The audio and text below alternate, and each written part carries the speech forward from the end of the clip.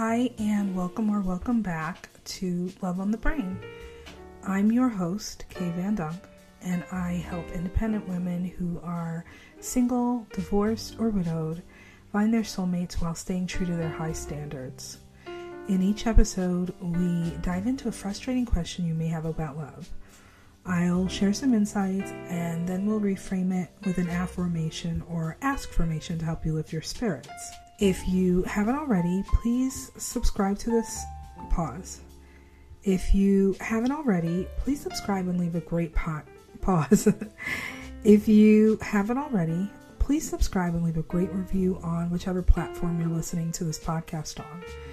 Your reviews help other amazing singles find this podcast too. Okay, let's dive in.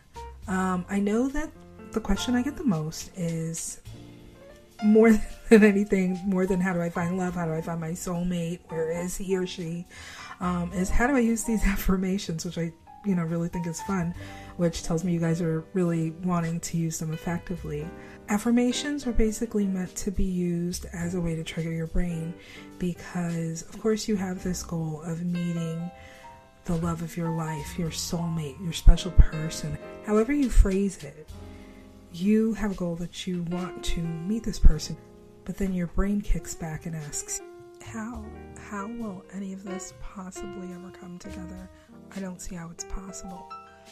And by using an affirmation, you force your brain to be your co-conspirator of sorts, your co-collaborator. Something in the part of you that just starts thinking, well, you just asked me a question, how am I going to get around to answering it? I feel like the affirmations are best when you feel a spiral happening or it's already underway, to just kind of stop it. And you don't even realize a spiral is happening in some instances because your brain can be a little sneaky in those ways of just pinging you with a question when you're in a meeting at work or you're in line in the supermarket or you're sitting in traffic. And they happen so frequently that it becomes insidious and it can kind of draw a little groove in your brain of just really reinforcing that negative thought. So in those moments, I like to stop them in their tracks with an affirmation. And that's exactly how I use them. In the moment you're thinking of something that's negative, your brain is starting to come up with statements or questions to challenge you in your way of being. Fight back, or at least it doesn't have to be an aggressive fight back, but really fight back and say, you know what, I'm going to ask you a question that is going to help me out better long term. And whether you realize it or not, your brain really does want to answer that question in a better way. And I don't necessarily subscribe to the idea of this constant being in a state of high vibration and really just forcing yourself to see the positive side of everything, because we're human and that's not always possible.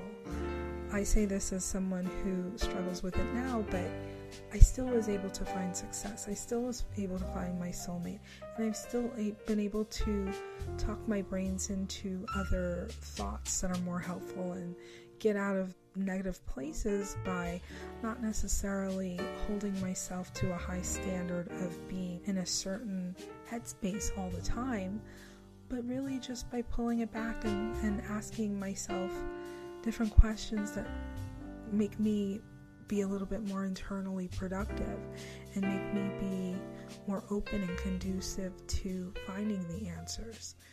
Another way you can use the affirmations is just like you use the affirmations. You don't have to wait on your brain to be spiraling out to throw it a curveball and ask it a question in the middle of your day, right? Sometimes you have affirmations pop into your brain when you feel like the going is getting tough, or just to remind yourself how bad you really are.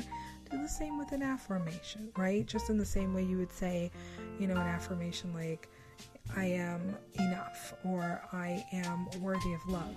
You could spin out an affirmation in the same way to say, why am I so deserving of love? Why am I ready to meet my soulmate? Your brain wants to serve you. Your brain wants to answer questions. And you can really change the way you think about things if you are focused on getting to the root of the matter. So I hope this was helpful. And as always, I like to close out my podcast by asking what it is that you're grateful for, because gratitude is the highest vibration of all. So just take a moment and think of one thing you're grateful for.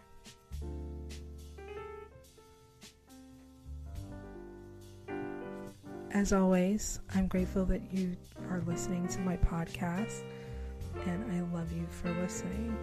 And remember, when love is on the brain, asking better questions really can lead to better answers.